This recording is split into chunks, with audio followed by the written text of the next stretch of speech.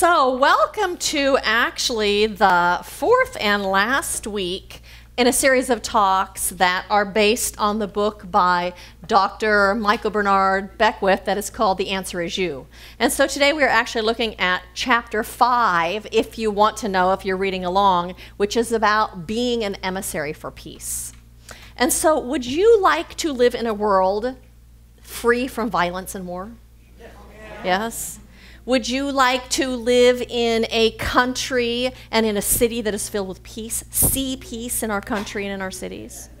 Would you like to have peace in your own life and in your own home? Absolutely, me too, all of that. And like that song, let there be peace on earth and let it begin with me, that's exactly where peace starts.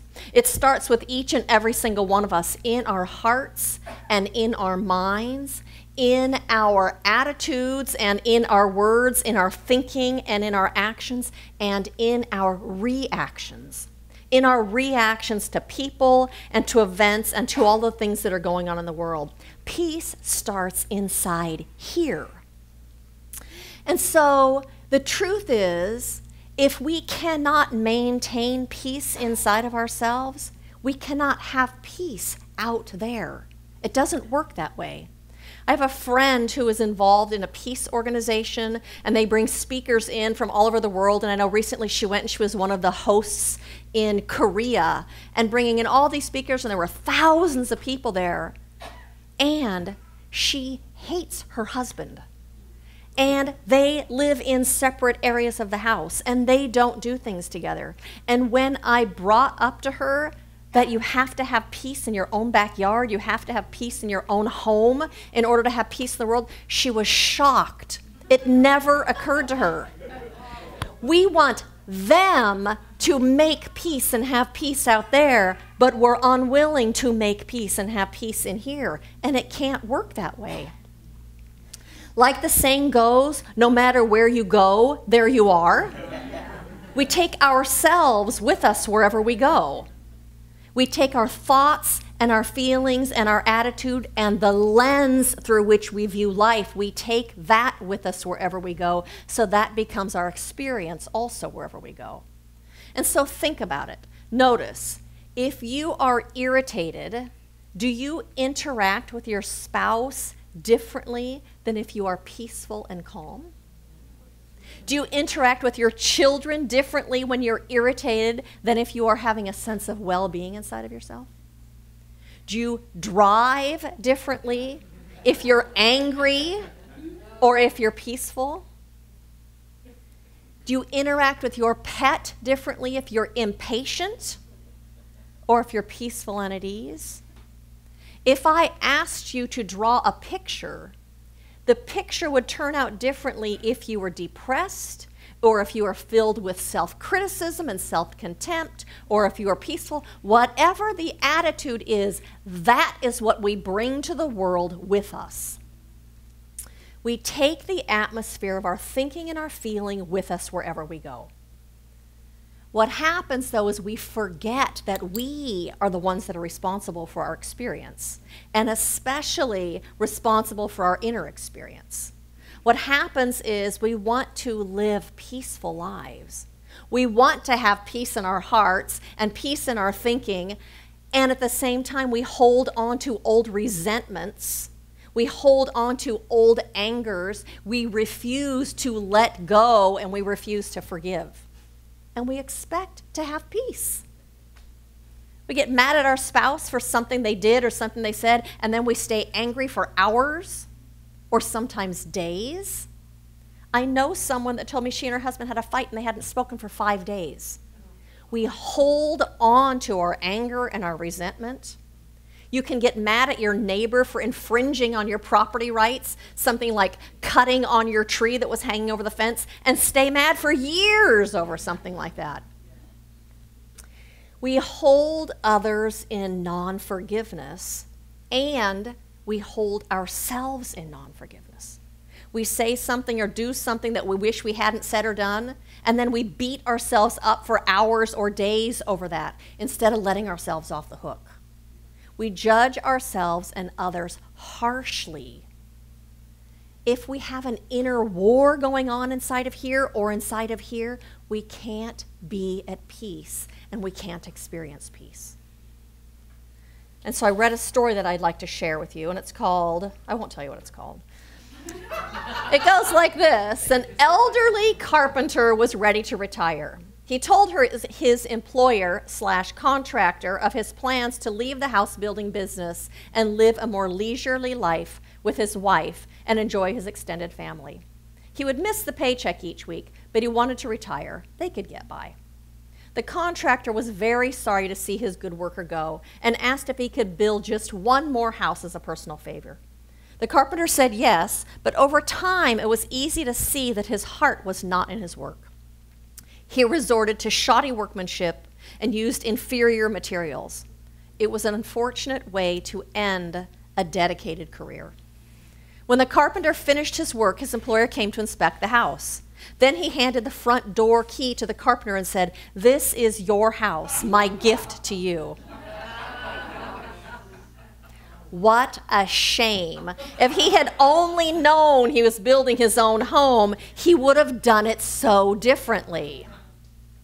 So it is with us. We build our lives one day at a time, often putting less than our best into the building. And then with shock, we realize that we have to live in the house that we have built. If we could do it over, we would do it so much differently. But you cannot go back. You are the carpenter, and every day you hammer a nail, place a board, erect a wall. Someone once said life is a do-it-yourself project. Your attitude and the choices you make today help you build, quote, the house that you live in tomorrow. Therefore, build wisely. We build the house that we live in day by day with our thinking and our attitudes. But not only do we build our house, we are all collectively building this condominium complex that we all live in also. And the wall that we build is also the wall that we share with our neighbor. And the nails that we put in also are part of the whole collective. That's what happens when we come to the world in peace. As a presence of peace, it affects the whole condominium complex. And so Michael Beckwith in this book says that stopping the cycle of violence begins with oneself. It begins with how we treat ourselves and how we speak to ourselves, how we hold ourselves. It begins with how we speak to and interact and hold other people that we are in contact with in the world. It begins within oneself. And Martin Luther King said, peace is not merely a distant goal that we seek, but a means by which we arrive at the goal. We bring forward peace within ourselves and have peaceful actions and peaceful worlds, and that creates the peace that we want to see in the world. That means then that you can't be angry, you can't be full of blame or full of insecurities and expect from there to all of a sudden step into this paradise, this island of paradise where everything is peaceful. Because like I said, we take ourselves with us. So that means then it behooves us to learn how to create peace within ourselves, how to create and maintain peace in our thinking and peace in our feelings and peace inside of us so we can have peace in our relationships and peace in our homes and peace in our neighborhoods and in the country and in the cities and in the world. And so in this book that we've been reading, The Answer Is You, he gives us some tools of how to do that. And in class this week, based on the same book, we talked about those tools and we did some visioning. And we asked ourselves, what is it for each one of us that I need to embrace in order to experience greater peace in my life? And what is it that I need to release in order to experience greater peace in my life? And some of those answers that we came up with, one of them is to forgive ourselves and others.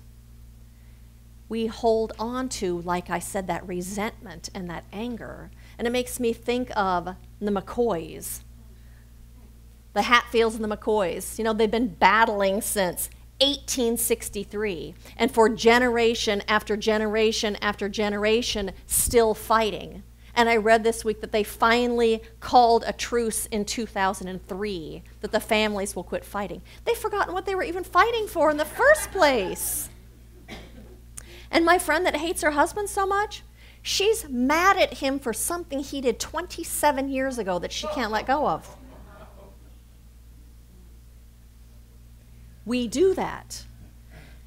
But I think it's really important, and I talk about this, and we'll talk about it again, to recognize that forgiving someone is not condoning bad behavior. It's not saying that it was okay. It's not agreeing with something that someone has said or done that is harmful. It doesn't even mean you have to have a relationship with them. It doesn't mean that you invite them into your home if it's not a beneficial, healthy thing for you to do. But what forgiving does mean is it means you're not continuing to drag the past into your present moment about what was said and what was done and how you feel about it and how hurtful it was. You quit dragging that with you. What happens is you accept what happened, that it happened. And I love this. Oprah says, forgiveness is when we quit wishing that the past will be different.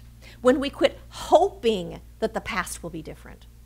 It's accepting this is what happened and allowing it to just be that, and then it's unplugging from it emotionally and energetically and mentally, so you can be present in this moment with all of your resources, all of your joy and your peace and your love and your happiness and all the things that you have inside of you. But you have to unplug from that thing that happened in order to do that.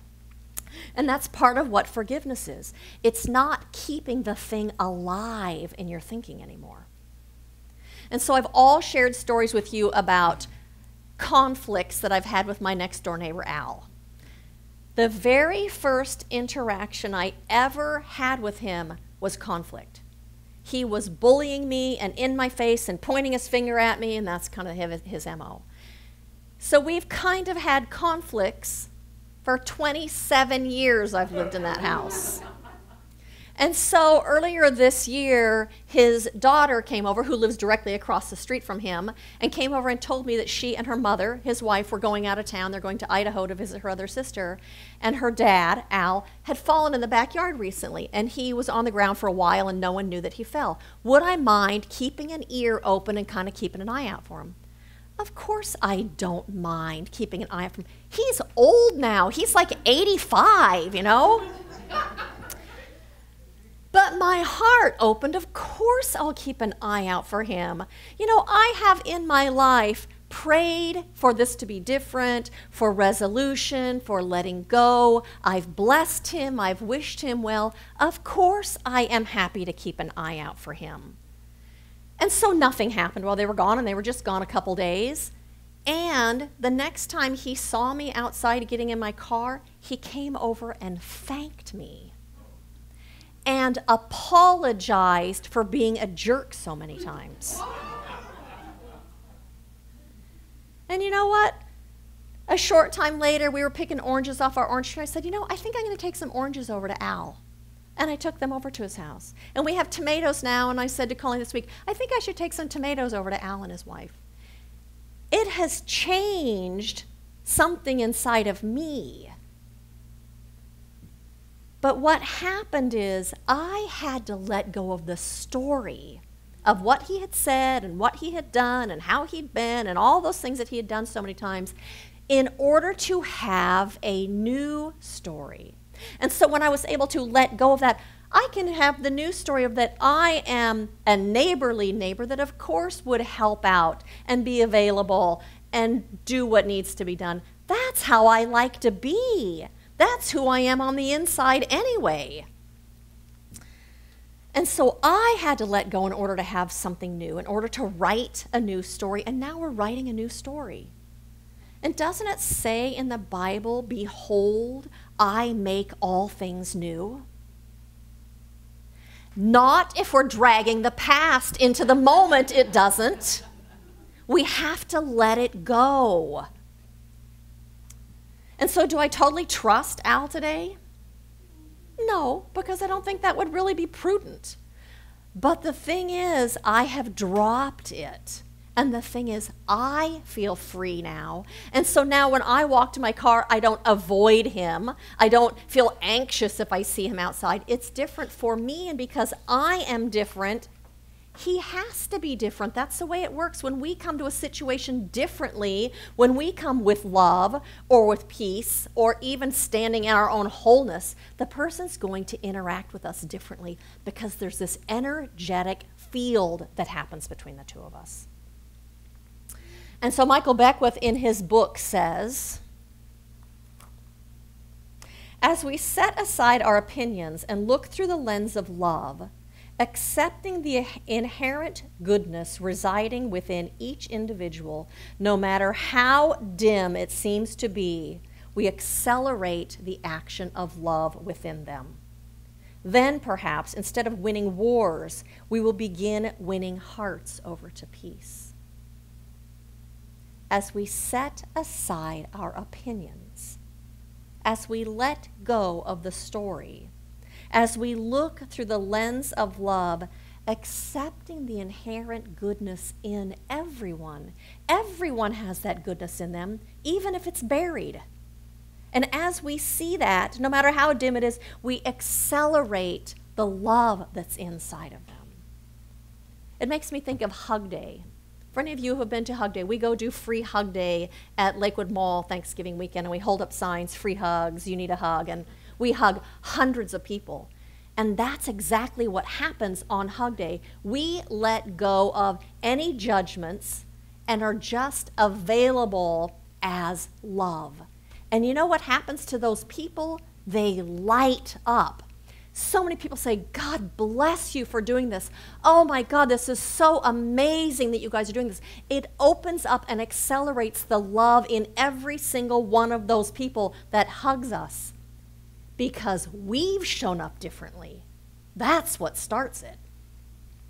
And so when we stop judging everyone, or when we stop judging anyone, and instead we see through the eyes of our heart, or we see through the eyes of our spirit, or we see through the eyes of oneness, or we see through the eyes of our own Christ consciousness, or our own Buddha nature, we bring compassion with us. We bring gentleness with us. We bring love with us. We bring kindness with us. That's automatically what happens when we look through those eyes. And that is the second tool that he gives us that we're talking about this week, is compassion. To have compassion for other people and ourselves brings us peace and brings peace to the world. And so compassion doesn't mean sympathy. Compassion doesn't mean feeling sorry for someone. I think part of what compassion means is recognizing the human predicament that we are all in. Recognizing that we all fumble, that we all make mistakes, that we all have blind spots, that we all act selfish sometimes. And it's understanding that that is part of this human predicament that we are all in. I think it's accepting that's just the way that it is. And when we accept that that's just the way that it is, then when someone makes a mistake, like pulls out in front of us in traffic, or when someone says something that's unkind, we remember, oh yes, I make those mistakes sometimes too. And when we realize that, then it puts us in the now moment, free with a clean slate to make the next choice. And the next choice is, how do I want to be now? I'm going to step out of this and leave it behind. How do I want to be now? Because I'm at choice. Compassion for ourselves and for other people. And the person pulled out in front of you and say, okay, I got really angry at that driver and I yelled and I did whatever I did. Now, compassion, we all make mistakes. I have pulled out in front of people, certainly by accident, when I'm not paying enough attention. How do I want to be now? Do I want to stay angry for 27 years? or for an hour or a day? Or do I want to choose again? I'm free to choose now. How do I want to be now? And if you make a mistake, the same thing. I made a mistake. If you need to make amends, admit it, do what you need to do, and then step into that clean slate, leave it behind. How do I want to be now? Oh, I want to be loving, and I want to be kind, and I want to be peaceful. And you get to choose again in that moment. So I think compassion is holding ourselves and other people with a sense of gentleness, with ease, holding people without a rigidness that other people must comply to our rules and the way that we think they should be. A gentleness. Oh, we're all in this together and we all make mistakes. Michael Beckwith says that we should rest assured that experiences never come to punish us or test us. They always come to awaken us. Every time someone pushes your buttons, every time someone makes you angry, there's an invitation inside of that for you to awaken to something within yourself that you have not yet given birth to, that you have not yet discovered. It is always an opportunity to awaken to something within you and to bring that forward into your life. Maybe it's love, maybe it's your own wholeness, maybe it's just that anchor of peace, maybe it's an opportunity for you to stand and own your own power, maybe it's an opportunity to have a voice, maybe it's an opportunity to tap into the peace and to live from that compassionate Buddha nature that you have inside of you. Maybe it's to discover the light of love or the light of peace or the light of wisdom that's inside of you. But it's always an opportunity. And so Michael Beckwith reminds us that we are each being called to co-create this world that we wish to see. It starts here with us. And we create that world by choosing to live in love instead of in fear or in anger. We do that by choosing to express compassion instead of judgment and forgiveness. We do that by being the presence of peace, even when there's chaos going on all around us. We are called to be that place in consciousness for evolution to take place, that evolution of humanity that we talk about. We are called to be available to that. And so my invitation to you this week is to let go of your old stories. Let go of what happened and what he said, she said, he did, she said. Let it go and forgive. And then to act from a place of compassion, compassion for yourself and for other people. We all make mistakes.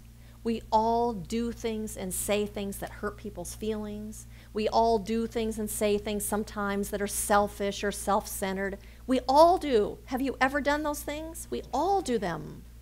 Have compassion. Just hold it gently.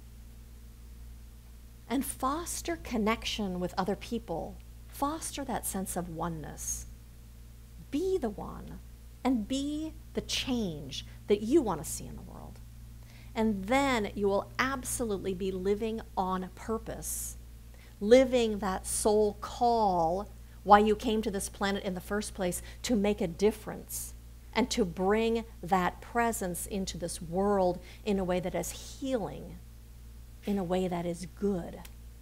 And so I thank you again for walking this path, and blessings to each and every single one of you as you walk this path of remembering and of awakening.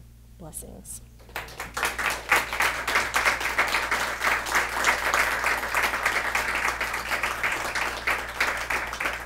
Do you want to pray with me? Reverend Karen will come up and pray with me. Nice. You want to go first or second? Whatever you prefer. I'll let you go first. Okay. So let's just get ourselves centered and knowing this truth together, that there is that one that one power, that one life, that one light. It is right here and right now in this moment within each one of us, bringing light and life into existence and sustaining all that is good. And for each one of us, we are its expression. We are the peace that pours through. And as each one of us comes from that one presence, that one life. And I know that each one here lives, moves, and breathes this existence, that each one is open and receptive to their divine presence. And that as they allow God to move through their lives, that peace that is already right within is open to being revealed in their consciousness, in their lives. And that absolute knowingness of that Buddha self that Reverend Jennifer spoke about is it is there. Just revealing itself. No matter what is going on the outer, that peace that passes all understanding is there within us, always, always within us. And so I pass. And so how grateful I am just to be in recognition of this truth, to be bathing in this energy of truth, of peace and of love and of light and of wisdom and of beauty that is all around us, that is this thing called life. And so today, yes, we recognize and claim and know our oneness with this infinite presence, that it is the life that we are living, and it is the life that is animating us. It is the path that we walk in, that which leads us and guides us on this path. It is that thing that speaks in our hearts of love and of peace and of sharing ourselves in this world and of bringing good into this world. This is the call of the divine within us. And it is that presence of the divine that we walk in, that we live in, that expresses itself in and through and as everything around us. How good it is to be in recognition and in celebration of this life today. Oh, it is so amazing and so magnificent. And so today, yes, we do indeed answer that call of our own heart and our own soul and our own spirits to be that light, to be the activity of peace, the activity of compassion, the activity of gentleness and of love and of acceptance. And so today, I know that as we walk this path, we are absolutely blessed, for this is the path of the divine, and it is the one that is leading us forward to be this presence in this world. And so it is with a heart filled with gratitude that I release this prayer into that law of being, the law of my being, of all of our beingness. And so we claim it and we accept it, and I say, and so it is. And so it is.